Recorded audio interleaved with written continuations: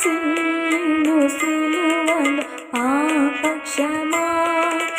కలువరిలో నా పాపము పంచి సిలువకు నిన్ను యాతి చేసి కలుషహార కరుణించితివి కలుషహార కరుణించితివి బాసిల్లు సిలువను ఆ పక్షమా దోషము చేసిన